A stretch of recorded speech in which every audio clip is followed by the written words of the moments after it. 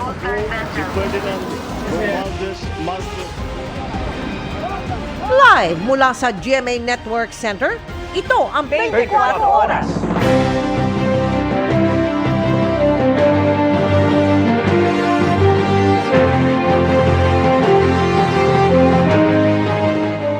Magandang gabi po, Luzon, Visayas at Mindanao. 70 araw bago ang eleksyon 2025, opisyal nang nagsimula ang kampanya para sa mga kandidato sa pambansang posisyon. Nakatutok ang buong puwersa ng GMA Integrated News para ihatid ang komprehensibong pagbabantay sa mga aktibidad ng mga kandidato. Nakabantay tayo sa Ilocos Norte, Cavite, iba't ibang bahagi ng Metro Manila at iba pang panig ng bansa kung saan idinadaos ngayon ang proclamation rally ng iba't ibang partido at alyansa. Ang detalye ng balitang yan, ihahatid po namin maya-maya lamang. Sabay sa pag-arangkada ng kampanya ngayong araw, ang simula rin ng pagbabaklas sa mga campaign material na wala sa tamang lugar at hindi gumagamit ng tamang material. Yan ang tinutukan live ni Sandra Aguinaldo. Sandra? Yes, Mel, sa unang araw nga po ng kampanya ay naglibot ang COMELEC sa iba't ibang bahagi ng bansa at nakita po nila ang ilang paglabag ng ilang national candidates at party list groups. Bago sumikat ang araw, mismong si COMELEC Chairman George Erwin Garcia ang namuno sa Oplan Baklas sa Maynila. Bumungad sa grupo niya ang mga campaign poster na nakakabit sa poste o kawad ng kuryente. May mga senatorial aspirant at meron ding mga party list. Bukod sa wala ang mga ito sa common poster area, hindi raw biodegradable o nabubulok ang material na ginamit sa paggawa nito, bagay na pinagbabawal ng COMELEC. Sa Quezon City, sinuyod din ang iba't ibang distrito para alisin ang mga poster na wala sa tamang lugar. May nakalagay sa mga pampublikong kagamitan o pasilidad gaya ng street signs, traffic lights, poste ng kuryente at iba pa. Sobrang dami niyan. Pipilitin namin masala lahat, matanggal lahat ng mga illegal poster ng mga kandidato. Marami tayong mga trucks na kukolektahin yan. Itatago dito muna sa banda dito sa Quezon City Hall banda. Tapos later on, natin siya, tatapon talaga siya. Paliwanag ng COMELEC, posibleng magamit pang ebidensya ang mga nakolektang poster kung may sasampahan sila ng kaso.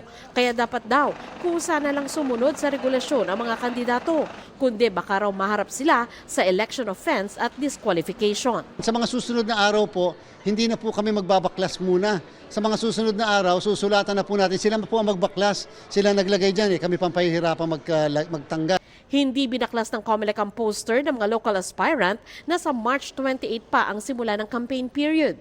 Pero maaari raw itong tanggalin ng local government units sa bisa ng ordinansa.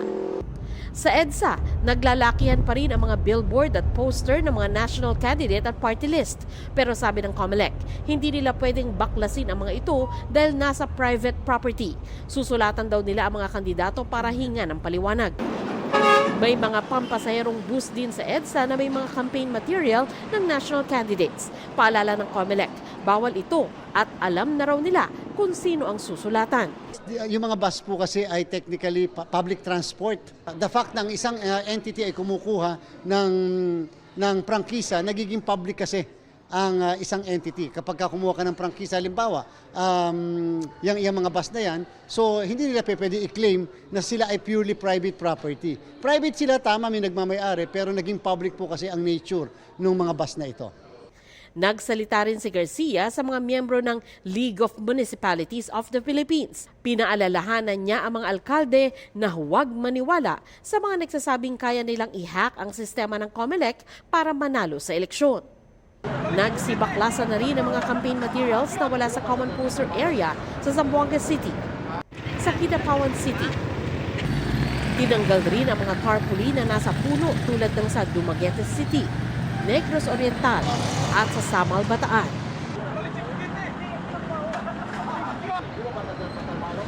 Mel, dahil panahon din ngayon ng mga political rally, nagpaalala po ang COMELEC na bawal mamigay yung mga politiko ng pera o kaya ay pagkain. Pero pwede naman daw magbigay ng mga souvenir gaya halimbawa ng t-shirt o kaya ay yung mga baseball cap halimbawa. Pero mas maigi na rin daw na magpaalam sila sa mga local offices ng COMELEC. Mel?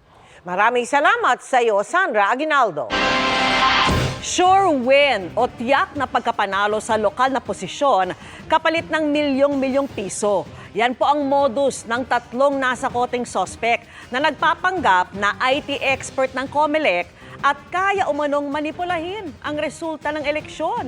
Nakatutok si June Veneracion. Agad pinusasan ng tatlong lalaking ito ng mga tauhan ng PNP CIDG. Huli sila sa entrapment operation kung saan inireklamo sila ng pag-aalok ng umano'y sure win o tiyak na pagkapanalo sa isang mag-amang kandidato para sa lokal na posisyon kapalit ng 90 milyon pesos. Kayo ay naaresto namin sa kasong Article 293, robbery with threat, intimidation, or robbery extortion. Nagpakilalang mga IT expert ang mga suspect na may mga koneksyon daw sa COMELEC at ibinidang kaya raw nilang imanipula ang resulta ng eleksyon. Mayroon silang opisina, nakita natin. Meron silang mga props, nakita natin. Pero ang capacity nun para i-hack ang COMELEC servers, I don't think they can do that. Nagpakilala silang IT expert, ang trabaho lang nila, yung isa driver, yung isa kasama doon sa yung nahuli at yung isa nagpakilala na secretary. Mga scammer lang sila. Itinanggi ng COMELEC na konektado sa kanila ang mga naaresto. Sa mga ganitong panahon, marami raw talaga nag-aalok ng sure win sa mga kandidato. Pero aksaya lang daw ito ng pera dahil giit ng COMELEC, hindi kayang dayain ang resulta ng botohan. Ang advice namin sa COMELEC, why don't you use those funds for campaign instead? Wag po tayong magpauto. Ginawa ang entrapment operation matapos inireklamo ang mga sospek ng kandidato sa pagka-mayor sa Enrile, Cagayan na si Robert Turingan at kanyang anak na kandidato rin. Noong 2019 raw unang nag-alok sa mag-ama ng sure win ang mga sospek kapalit ng 90 milyon pesos. Hindi raw nila pinansin, pareho silang talo. Noong 2022, muli silang inalok ng grupo. Ang counter-offer nila Turingan, 5 milyon pesos. Huwag lang daw pakialaman ang resulta ng eleksyon sa kanilang bayan. Kahit nagbigay siya ng 5 milyon, talo pa rin ang mag-ama. Ngayong eleksyon 2025, nilapitan na naman daw sila ng grupo. Pero hindi raw panalo sa eleksyon ang habol ni Turingan, kundi ang maipakulong ang grupo. Nakapagbigay ako ng 2 milyon. Oo. Pero baliwala yun kasi ito naman sa nagtagumpay naman ako sa gusto ko. Panalo ako kasi nahuli ko lahat sila. Wala namang nakikitang legal na pananagutan ng COMELEC sa mga kandidatong nakipagtransaksyon sa mga umano'y mandaraya. Naiintindihan ko po ang side ng kandidato. But in as much as we do not have a law penalizing them, hindi kasi yan gaya ng vote buying na yung direkta sa voter. Kung tutuusin, sabi ng COMELEC, hindi na bago ang modus sa mga sospek. Lalapitan nila ang dalawang magkalaban sa eleksyon at pangangakuan ng panalo. Gamit daw ang kanilang koneksyon at kaalaman sa information technology. Budol po talaga ito. Sigurado doon isa matatalo, sigurado doon isa mananalo. Pag nanaling sa sasabihin niya, ako ang dahilan niyan, ba't nanalo yan? Sasabihin niya doon sa kabila, kita mo, kaya natalo ka, hindi ka lumapit sa akin. Tumangging magbigay ng pahayag ang mga sospek. Sir, comment niyo po, sir. Sir, comment niyo po. Naharap sila sa reklamong robbery extortion. 5 pang miyembro ng grupo ang pinaghahanap ng CIDG. Para sa GMA Integrated News, June Veneracion, nakatutok 24 oras. Mga kapuso, dagdag sa mga nagmamahal ngayong buwan ng pag-ibig, ang dagdag singil sa kuryente. Kung magkano, alamin sa pagtutok ni Maki Pulido. Lahat na ng klase ng pagtitipid sa kuryente ginagawa na raw ni Esperanza. Nung malamig po, ngayon katulad nagpapatay kami ng electric fan. Bihira na po kami magwasi, hindi na po kami nagtitv, hindi na kami nag-aircon. Pero kahit anong tipid, may pagtaas pa rin ang electric bill nitong Pebrero. 28 centavos per kilowatt hour ang dagdag singil ng Meralco ngayong buwan dahil sa pagmahal ng generation charge. Ito yung pinambili ng Meralco sa isinuplay nilang kuryente at ipinasa sa customer. Consumption may likely see a reduction, pero yung rates tumaas ng bahagya dahil sa generation charge. Ito ay dahil daw nagmahal ang benta ng mga independent power producer nang bumaba ang bilang ng nagawa nilang kuryente. At ipinasa sa mga customer ang lugi sa paghina ng piso kontra sa dolyar mula sa mga power supply agreement o nakakontratang power supply. Galing sa mga PSA ang 43% ng energy requirement ng Meralco. Nabura nito ang mababang bentahan ng kuryente sa spot market dahil sa mababang demand, bahagyang pagbaba ng transmission charge at 23 centavos per kilowatt hour refund mula sa regulatory reset adjustment. Especially for the old IPPs, yung mga napirmahan na kontrato noong 1990s, 97% of their cost is dollar denominated. So, dun pa lang, kahit walang galawan sa fuel price, tataas agad ng presyo dahil nag-depreciate yung peso. Handa naman ang ibalik ng Meralco ang 19 billion pesos na sobrang singil nito. 19 centavos yan sa susunod na 3 taon kung aprubahan ng Energy Regulatory Commission. Sagad na ang ginagawang pagtitipid ng kuryente ni Esperanza, kaya kinakabahan na raw siya ngayong palapit na ang tag-init. Sana naman huwag masyadong mataas. Kung tataas naman siguro, makakakonti na siguro. Para sa GMA Integrated News, Maki Pulido, nakatuto, 24 oras.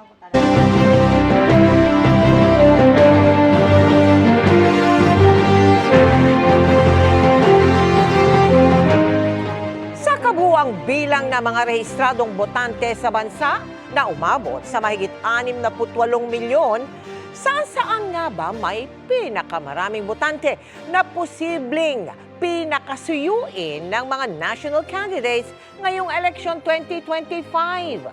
Sa buong Pilipinas, ang probinsya ng Cebu sa Central Visayas ang nangunguna na mayroong mahigit 3 milyong botante.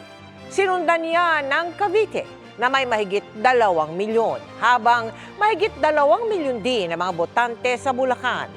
Nasa top 10 vote-rich provinces din ang Pangasinan, Laguna, Negros Occidental, Batangas, Pampanga, Rizal at Iloilo. Kung mga lungsod naman ang pag-uusapan, 3 lugar ang may mahigit 1 milyong botante. Yan ay ang Quezon City, ang Maynila at Davao City. Nasa top 10 vote-rich cities din ang Caloocan, Cebu City, Taguig, Zamboanga City, Pasig, Antipolo at Valenzuela. Sa mga munisipalidad naman, may pinakamaraming botante ang bayan ng Rodriguez at sinundan ng Cainta na parehong nasa probinsya ng Rizal. Pumangatlo naman ang bayan ng Tanza, Cavite. Sumunod dyan ang Taytay, Rizal, Santa Maria, Bulacan, Silang Cavite, Binangonan Rizal, San Mateo Rizal, Marilao Bulacan at Pulomolok South, Cotabato. Inilabas ng Okta Research ang resulta ng kanilang tugon ng masa January 2025 pre-election nationwide survey. At nakatutok si Tina Panganiban Perez. Sa tugon ng masa January 2025 pre-election nationwide survey ng Okta Research, 16 na kandidato ang may statistical chance na manalo kung gagawin ng May 2025 elections noong panahong isinagawa ang survey. Ito'y sina Congressman Erwin Tulfo at kapatid na broadcaster na si Ben Tulfo, Senador Bongo, dating Senate President Tito Soto, Senador Bong Revilla, TV host Willie Revillame, dating Senador Ping Lacson, Senadora Pia Cayetano, dating Senador Manny Pacquiao, incumbent Senators Amy Marcos at Lito Lapid, dating DILG Secretary Benhar Abalos, Senador Francis Tolentino, Makati City Mayor Abby Binay, Congresswoman Camille Villar at Senador Bato de la Rosa. Isinagawa ang survey sa pamamagitan ng face-to-face interviews nationwide noong January 25 hanggang 31, 2025. 1,200 male at female probability respondents na edad 18 pataas ang in-interview para sa survey. Mayroon itong plus-minus 3% na margin of error at 95% confidence level. Para sa GMA Integrated News, Tina Panganiban Perez, nakatutok, 24 oras. Hindi raw kinukonsinti ni dating Senador Manny Pacquiao ang driver niyang nasita nitong linggo dahil sa pagdaan sa EDSA busway. Nakausap na raw ni Pacquiao ang kanyang chief security kaugnay sa insidente at pinagalitan ang driver.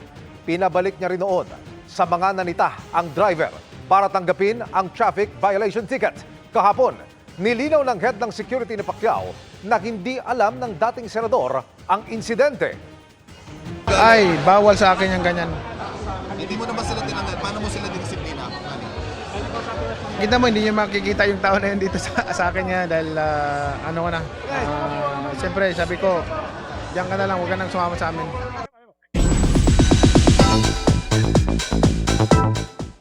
Ipinakilala na ang newest addition sa Arellano Fam. Let's all meet Baby Anya Love na newest and fifth bundle of joy ni Iya and Drew. Very cute si Baby Anya sa kanyang pink OOTD habang karga-karga ni Mommy Iya. Ilang kapuso stars ang nagpaabot ng kanilang congratulatory messages sa Arellano Fam. Congratulations, Iya and Drew! Naghain ng piyansa matapos sumuko at arestuhin ng PNP CIDG ang dating Police General na sangkot sa umano'y cover-up sa kontrobersyal na Shabu Raid noong 2022. Nakatutok si June Veneracion. Ikaw po ay inaresto namin sa pamamagitan ng kautusan ng pag-aresto para sa paglabag sa Comprehensive Dangerous Drugs Act. Paglapag ni retired Lieutenant General Benjamin Santos sa NAIA Terminal 1 mula Singapore, nakaabang na ang mga miyembro ng PNP-CIDG para isilbi ang warrant of arrest laban sa kanya. Binasahan siya ng Miranda rights at sa airport na rin isinailalim sa booking procedure. Naunawaan mo po ba ang inyong karapatan? Kasama si Santos sa mga pinapaaresto ng korte dahil sa umano'y pag-mishandle sa 990 kilos ng Shabu bust noong 2022. Sa itinuturing na pinakamalaking huli ng droga sa kasaysayan, kung saan halos 7 bilyong pisong halaga ng shabu ang nasabat. Lumabas na nagkaroon ng umano'y cover-up para pagtakpan ang pagkakaaresto sa isang miyembro ng PNP Drug Enforcement Group o PIDEG na si Police Master Sergeant Rodolfo Mayo Jr. Ang idinila noon ng mga pulis, itinago raw ang pagkakahuli kay Mayo dahil may sinasagawa pang follow-up operation. Nadawit noon si Santos matapos siyang makuha na ng CCTV na dumating sa lugar kung saan na-recover ang droga. Pero sabi noon ni Santos, wala siyang kaalam-alam na may naaresto palang miyembro ng PIDEG sa operasyon. Nalaman niya lang daw na may sangkot na pulis nang mag-inspeksyon sa crime scene. Kasama ang mga taga-CIDG, mula sa airport ay dumiretso si Santos sa korte sa Maynila para maghain ng 200,000 pesos na piyansa. Kanina, meron na siyang release order and he is already temporarily a free man. Nung nakarang linggo pa nagpadala ng surrender feeder sa CIDG ang retiradong general na lumabas ng bansa bago pa nag-issue ng warrant of arrest ng korte. Wala namang paramdam mula sa 7 iba pang at-large kabilang ang dating hepe ng PNP Drug Enforcement Group na si retired Brigadier General Narciso Domingo. Sa isang post sa social media, sinabi ni Domingo na hindi siya susuko. We're confident that eventually all these 7 will be all accounted for. May mga tracker teams tayo na binuo para hanapin. Actually, not only General Domingo but the 6 others. Para sa GMA Integrated News, June Veneracion, nakatutok 24 oras. Kinumpirma ng Philippine Navy na isang research vessel ng China ang namataan sa archipelagic waters ng Pilipinas. Nasiraan daw ito dahil sa masamang panahon, pero tingin ng isang security analyst, may ibang pakay ang barko. Nakatutok si Chino Gaston. BRP Teresa Magbanwa. Bukod sa mga barko ng China na nasa West Philippine Sea, may namataan ding isang Chinese research vessel sa silangang bahagi ng Palawan sa loob na mismo ng archipelagic waters ng Pilipinas kahapon. Ito ang Lanhai 101, barko ng China na may habang 95 meters. Unang naisa publiko ang pagpasok ng Chinese vessel sa social media post ng American security analyst na si Ray Powell. Kinumpirma ng AFP na ang 9 ng Pebrero, unang pumasok sa timog na bahagi ng EEZ ng bansa ang Chinese vessel. Nakita raw ito sa Littoral Monitoring Station ng AFP sa Balabac Island, isa sa mga tinatayuan ng EDCA sites ng US at Pilipinas. Agad ipinadala ng Western Command ng AFP ang BRP Andres Bonifacio at Coast Guard Offshore Patrol Vessel BRP Melchora Aquino para bantayan ang dumaraang Chinese research vessel na galing Malaysia at papuntang China. It was challenged on Sunday afternoon by our monitoring stations in Balabac. They responded. They gave their last port of call, the next port of call, the skipper's name, the with 56 crew members, and they were passing through our archipelagic sea lanes because of the inclement weather in the western part of Palawan. Sa ilalim ng doktrina ng Innocent Passage, pwedeng dumaan ang sino mang barko sa territorial or archipelagic seas ng ibang bansa basta tuloy-tuloy lang at hindi tumitigil. This is the expected behavior of foreign ships from any nationality, from any country that passes through our archipelagic waters. Ayon sa Philippine Navy, nasa bandang Subic Bay sa Zambales ang Chinese research vessel kaninang alas 12 ng tanghali. Inaasahang nasa area ng North Luzon ang research vessel bago maghating gabi. Ayon kay Powell, posibleng ang pagdaan ng barko sa loob ng archipelagic seas ay pagpapakita ng China na hindi nito kinikilala ang itinakdang archipelagic sea lanes ng Pilipinas at posible ding nagsasagawa ng signal at electronic intelligence. Samantala, nakalerto na rin ang Philippine Navy sa posibleng pagbagsak ng debris sa Sulusi mula sa gagawing rocket launch ng China ngayong araw. Para sa GMA Integrated News, Shino Gaston nakatutok, 24 oras. Ngayong nagsimula na ang kampanya para sa mga kandidato sa pambansang posisyon, may mga iniwang paalala ang COMELEC sa mga kandidato. Nakatutok si Jonathan Andal. Ganito mangampanya sa Japan. May pwesto lang kung saan pwedeng magpaskil ng poster ang mga kandidato. Nasa iisang board, pare-pareho lang ang sukat.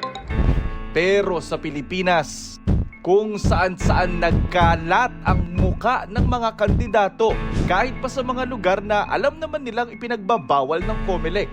Nasa poste ng kuryente, bawal yan. Nasa puno, bawal to. Nasa tulay, bawal yan. Nasa tapat mismo ng transformer ng kuryente, bawal yan. Sabi ng COMELEC, pwede lang magpaskil ng poster sa common poster areas at sa mga pribadong lugar basta't may permiso ng may-ari. Sabi nung nilagay ito dito?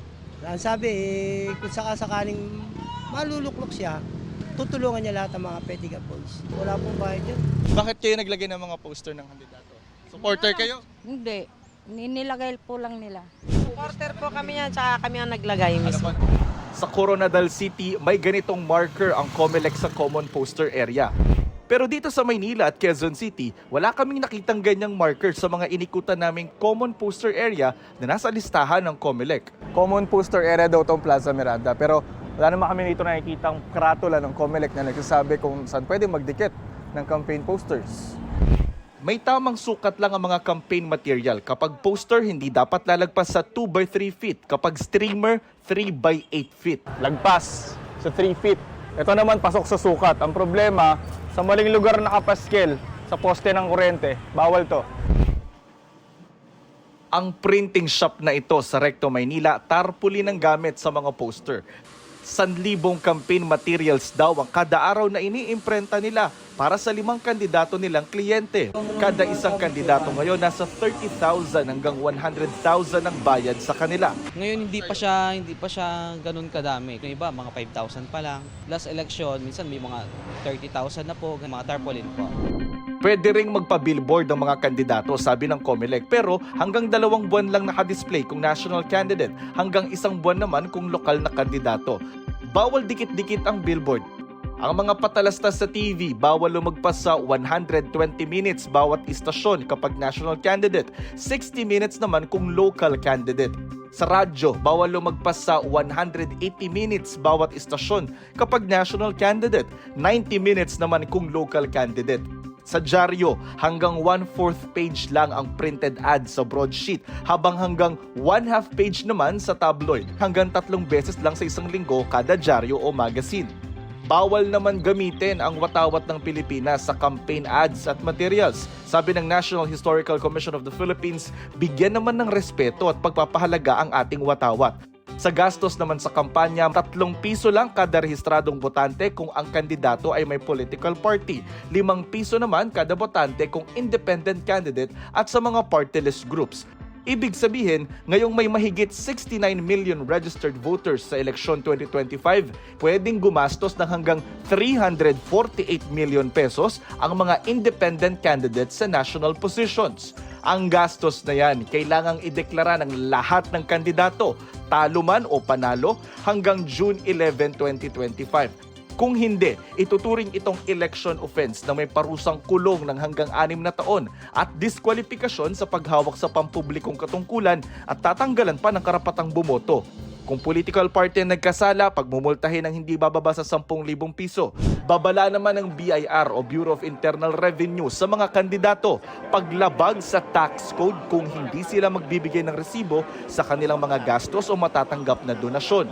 May obligasyon na magrehistro ang mga kumakandidato kung kayo po ay tatanggap ng mga donasyon. Halimbawa, may bibilin kayo, babayad kayo ng mga posters ninyo, yung mga ads ay dapat nagwi-withhold po tayo. Pwedeng gumamit ng social media, AI o artificial intelligence at internet technology ang mga kandidato. Kung AI, kailangan malinaw itong nakadisclose o nakasaad sa campaign material. Pero bawal ang deepfakes, cheap fakes at soft fakes. Kailangan din irehistro ng kandidato sa COMELEC ang kanyang social media account na gagamitin sa kampanya. Bawal ang mga fake at hindi registered accounts. Bawal magpakalat ng misinformation at disinformation. At syempre, bawal ang fake news. Sa lahat ng paalala ng COMELEC, ito na yata ang paulit-ulit pero importante. Bawal mamili at bawal magbenta ng boto. Para sa GMA Integrated News, Jonathan Andal, nakatutok, 24 oras. Sa atin namang ulat panahon, isang low pressure area ang nabuo malapit sa bansa. Huli itong namataan sa layong 345 kilometers southwest ng Kalayaan, Palawan at nasa labas ng Philippine Area of Responsibility. Sabi ng Pag-asa, may tsansa itong maging bagyo pero papalayo naman sa ating bansa. Umaabot ang trough o extension ng LPA sa Palawan. Posible ring ulanin ang ilang bahagi pa ng bansa dahil sa shear line, amihan at easterlies. Base sa datos ng Metro Weather, umaga bukas may mga pag-ulan na sa northern at central Luzon. Pagsapit naman ng hapon, mas maraming lugar na ang uulanin at kasama na ang ilang bahagi ng Bicol Region, Mimaropa, Eastern Visayas, pati sa Mindanao, lalo sa Caraga at Davao Region. Maging handa pa rin sa banta ng baha o pagguho ng lupa dahil posible pa rin ang malalakas na ulan. Sa mga taga Metro Manila, maaaring maging makulimlim ulit sa ilang lungsod kaya may tsansa rin ng ulan.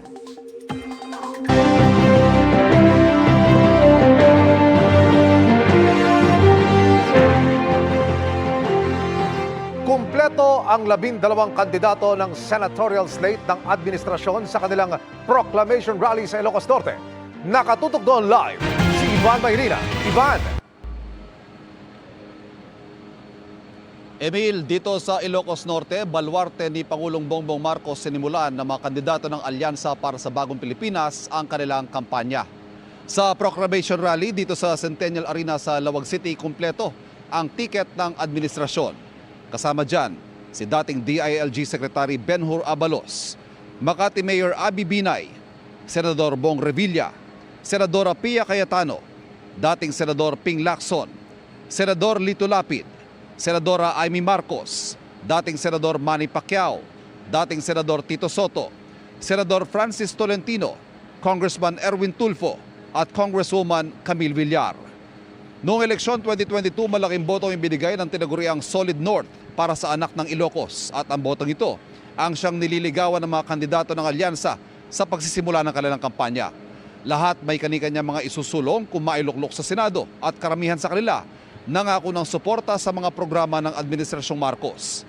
Nagbigay ng suporta ang Pangulo sa mga kandidato ng administrasyon.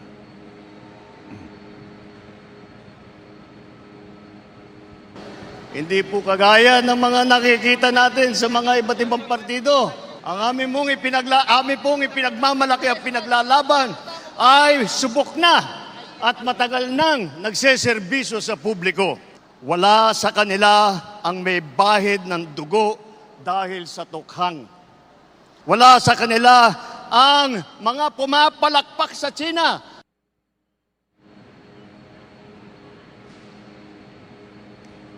Samantala, matapos ang proclamation rally ngayong araw, may ilang pang mga nakakasa ngayong linggong ito.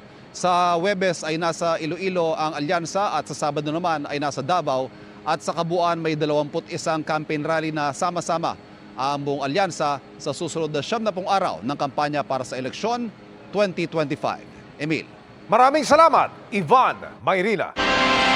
Ipinakilala naman sa magkahiwalay na kampanya sa Maynila at Mindanao ang 11 senatorial candidate ng Makabayan. At nakatutok live si Rafi Tima. Rafi! Vicky, maagang natapos yung unang araw ng kampanya ng mga kandidato ng Makabayan dito sa Litex kung saan sinimulan ng grupo ang kanilang pag-iikot sa mga komunidad na anilay mga lubos na nangangailangan. Mula sa Cartilla, Tondo at Parola sa Maynila hanggang dito sa Quezon City, iisa ang kanilang mensahe. Panahon na ng mga bagong mukha sa Senado. Sa pagbubukas ng campaign period, ginanap ngayong araw ang kick-off ceremony ng Makabayan sa Cartilla ng Katipunan sa Maynila. Dito ipinakilala isa-isa ang mga kasali sa kanilang senatorial slate. 9 out of 11 candidate ang dumating, kasama sina Jerome Adonis, Jocelyn Andamo, Ronel Arambulo, Representative Arlene Brosas, Teddy Casino, Representative Franz Castro, Mimi Doringo, Modi Floranda, at Danilo Ramos. Nasa Mindanao, sina Amira Lidasan at Liza Masa. Dahil kulang daw sa pondo, grassroots campaigning daw ang kanilang gagawin, iikot sa mga komunidad at magbabahay-bahay sa iba't ibang bahagi ng bansa. Ito na raw ang pinakamaraming bilang ng mga kandidato sa pagkasenador mula sa progresibong grupo ang sasabak sa midterm elections. Karamihan sa kanila galing sa party list system.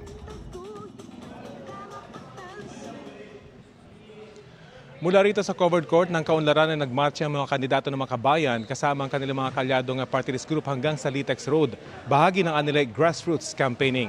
At yan ang latest mula rito sa Quezon City. Vicky? Maraming salamat sa iyo, Rafi Tima. Walang institusyon, opisina o leader ang nakakaangat sa batas. Binigyan din niya ni House Speaker Martin Romualdez sa pagtitipon ng mga miyembro ng Philippine Constitution Association. Dagdag pa ni Romualdez, hindi maituturing na passive document ang konstitusyon dahil nag-uutos ito ng pagsunod, nagtatakda ng limitasyon at higit sa lahat ay nagdedemand ng pananagutan o accountability. Ipinunti rin niyang ilang beses nang nasubok ng politika, pamumuno at kapangyarihan ang saligang batas. At kahit anya matibay ito, pwede pa rin itong masira. Binanggit din ng House Speaker ang kahalagahan ng eleksyon sa demokrasya ng bansa, kaya dapat protektahan ang integridad nito. The Constitution is not a passive document. It commands obedience. It imposes limits, and most importantly, it demands accountability. It is our collective responsibility to ensure that no institution, no office, and no leader is ever beyond the reach of law. Sa Cavite naman, inilunsad ng dalawang dating senador ang kanilang People's Campaign Kick-Off Rally. Nakatutok live si Salima Refran. Salima. Emil, dito nga sa vote-rich province ng Cavite, piniling simulan ng independent slate ng ilang naghahangad na makabalik sa Senado ang kanilang kampanya para sa eleksyon 2025. Nagsasalita na nga at inilalatag na ang kanilang mga plataporma ng mga returning Senate hopeful na sina Bam Aquino at Kiko Pangilinan. Kaninang umaga, sinimulan nila ang kanilang kampanya sa banal na misa sa UP Diliman kasama si dating Vice Presidente Leni Robredo. Makakasama ng anilay independent slate sa piling mga aktibidad sa kampanya si Robredo. Kanina, inendorso na ni Robredo sina Aquino at Pangilinan dito sa Cavite. Ilan lamang sa hangad nila ng mga reforma ay sa usapin ng food security, pagpigil sa pagtaas ng presyo ng mga bilihin at paglutas sa education crisis. Hindi pwedeng manatili na lang tayo sa pagkabigo at paninisi dahil hindi naman natapos ang laban noong 2022. At hindi rin doon natapos ang ating tungkulin bilang mga Pilipino. Hindi tayo pwedeng tumigil. Ngayon, nahaharap tayo sa bagong yugto, ang midterm elections.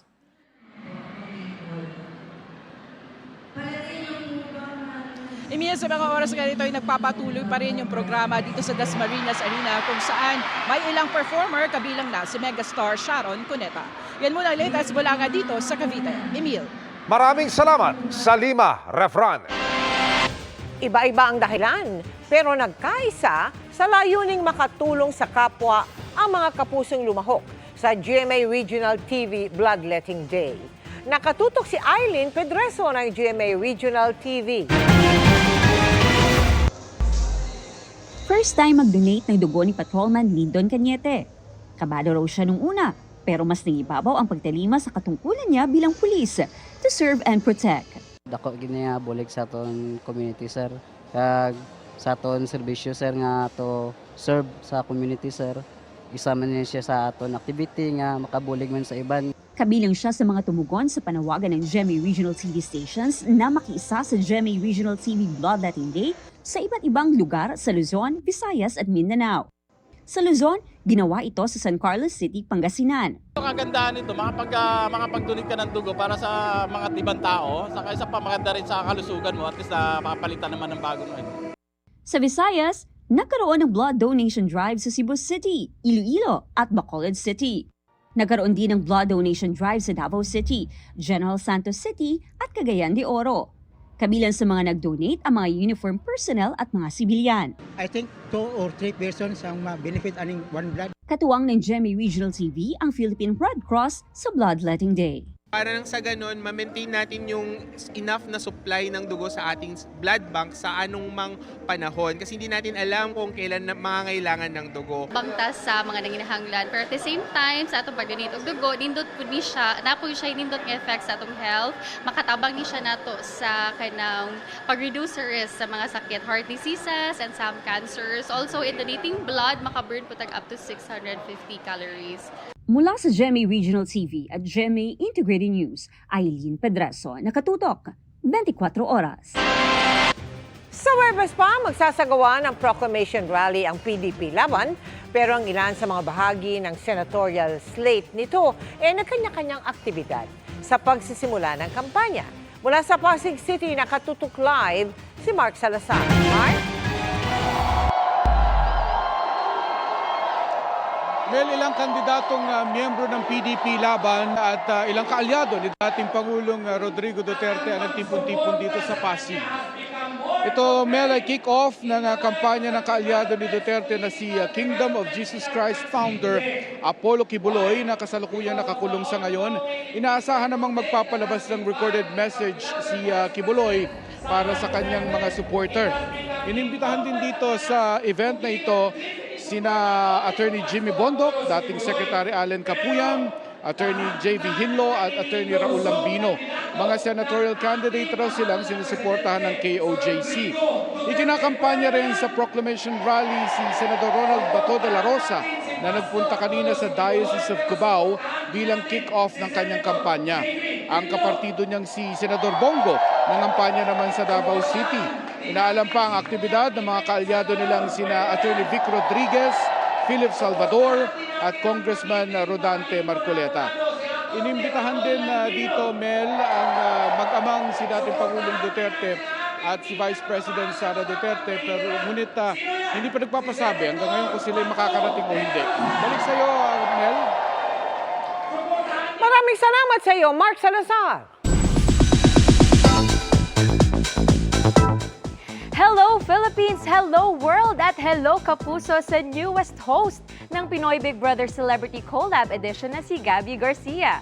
Sino naman kayang sparkle artist ang nilook forward niyang makita sa bahay ni Kuya? Or, what if siya ang ipasok inside? Alamin natin yan sa chika ni Nelson Canlas. Sa kauna-unahang beses umupo sa GMA Integrated News Interviews, si Kapuso It Girl Gabby Garcia, ang new Kapuso host ng Pinoy Big Brother Celebrity Collab Edition. Proud daw si Gabby na maging part ng isa sa pinakamalaki at unexpected milestone in Philippine entertainment history. Until now, I'm still so overwhelmed. People are constantly asking me, talking to me. They're also curious about what's gonna happen. And ako lang talaga, I'm very, very grateful that I'm assigned to this task. Especially, di ba, syempre PBB has always been such a childhood dream for me. Alam mo, I'm excited also to discover that side of myself. Kasi dito sa PBB, it's more of your authenticity as a host. Dahil puno ng surprises si Kuya, fight daw siya kung isa sa mga initiations niya ang papasukin sa loob ng bahay. Nag-audition nga ako dati. So gusto ko talaga mapasok dyan. But you know, as of now, the task is to host. So I'm gonna make sure I do a pretty good job. And let's see where this task takes me. I'm up for anything. Sakaling makapasok ka sa bahay ni Kuya, sa tingin mo, bakit ka manonominate? Baka sa kaartehan ko. Kung papipiliin naman kung sino-sino ang kapuso na gusto niyang makapasok sa PBB House. Si Barbie. Si Barbie. Like, we always see Barbie's primetime princess side as an actor, di ba? I'm pretty sure people want to get to know her in a deeper level. Si Khalil, ready ka? Kung pinapatawag siya ni Kuya, ready. kung pinapatawag siya ni Kuya, wala tayong magagawa. Pero feeling ko game din yun. Ano yung advice mo sa kanya kung sakali? Kay Khalil, kung papapasukin siya. As a girlfriend, di ba? Babe? Siguro, it's more of, kasi he's very introverted. Just talk to people. May kurot sa puso nang makita ni Gabby ang photo niya nung nag-audition siya sa PBB Teens noong 2012. Noon pa lang daw ay buo na ang kanyang pangarap na makapasok sa showbiz. Nagpapasalamat siya sa Panginoon dahil hindi raw siya sumuko sa kanyang pangarap. Kaya't full circle moment ang pag-host niya sa Pinoy Big Brother ngayon. Happy lang ako na, you know, eventually God made a path for me. And ito pala yun, kaya pala dinelay niya ng onti kasi inaayos niya pa. Sabi ko nga, may 12-year-old self must be so proud. Iyak yun pag nakita niya ako ngayon. What would you say to that girl now? Ay, oh my gosh, you know, just keep going. Just keep going, just continue to focus. Count the little things, you know, count the small wins. Be patient and you'll get there. 12-year-old Gabby knows how hard she worked for her dream. That's why, and she's very blessed to also have supportive parents. Ang laking factor niyan. So, I'm just really grateful and I hope I made my 12-year-old self proud. You did. March 9 na, magsisimula ang giant collab ng GMA at ABS-CBN sa totoong serye ng buhay, ang Pinoy Big Brother Celebrity Collab Edition. Nelson Canlas, updated sa Showbiz Happening. And that's my chika this Tuesday night. Sa ngalan ni Iya Arellano, ako po si Ara San Agustin. Miss Mel, Miss Vicky, Kuya Emil. Thanks, Ara. Salamat sa iyo, Ara. At yan ang mga balita ngayong Martes. Ako po si Mel Tiangco. Ako naman po si Vicky Morales para sa mas malaking misyon. Para sa mas malawak na paglilingkod sa bayan, ako po si Emil Sumangil. Mula sa GMA Integrated News, ang News Authority ng Pilipino, nakatuto kami 24 oras.